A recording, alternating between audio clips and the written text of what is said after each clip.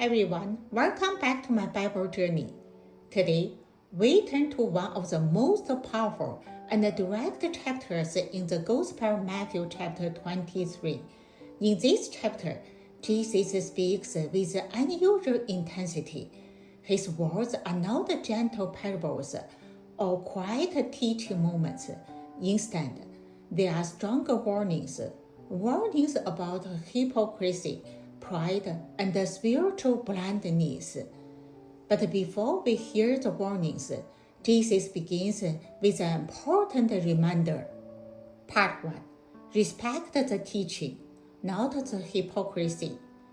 Jesus tells the crowd and his disciples that the teachers of the law and the Pharisees sit in Moses' seat.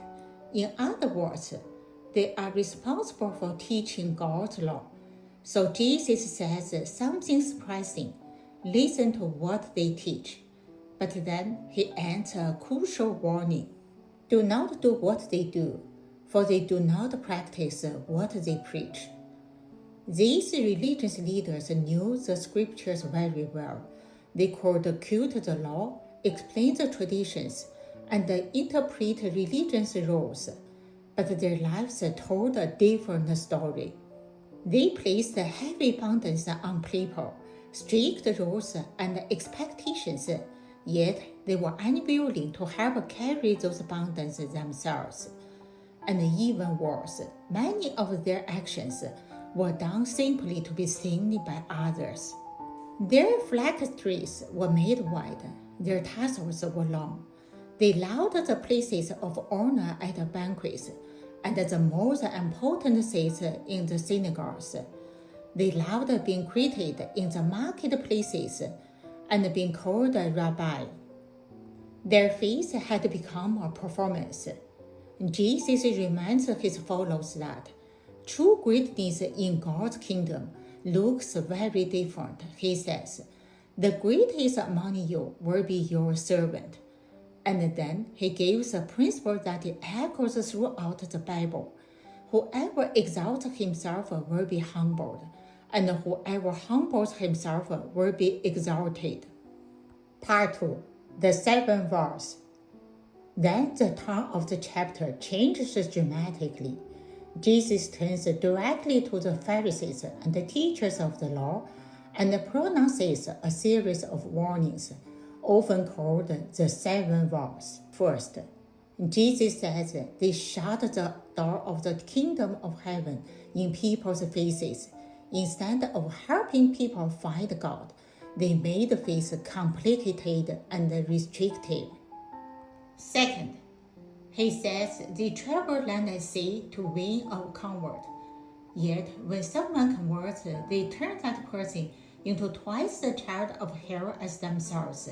In other words, they spread a corrupted version of faith. Third, Jesus calls them blind guides. They created strange rules, for example, saying that swaying by the temple meant nothing, but swaying by the gold of the temple meant everything. They had lost sight of what truly mattered.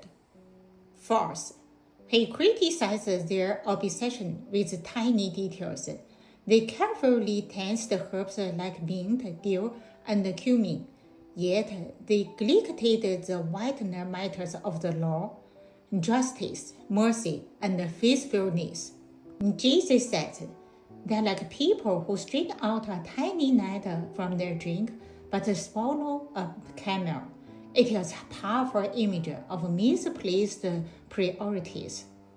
Fifth, Jesus says they clean the outside of the cup and dish, but inside they are full of greed and self-indulgence.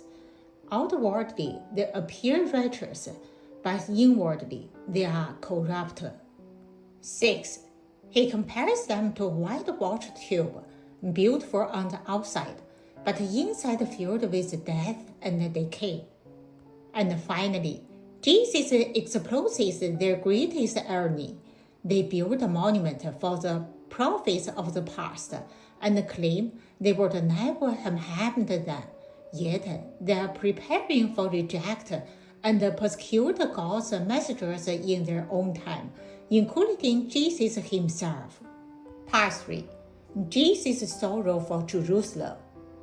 After these stronger warnings, the chapter ends not with anger, but with deep sorrow. Jesus looked toward Jerusalem, the city that had rejected so many prophets, and he laments, Jerusalem, Jerusalem, you who killed the prophets and slew those sent to you. Then he used a tender image.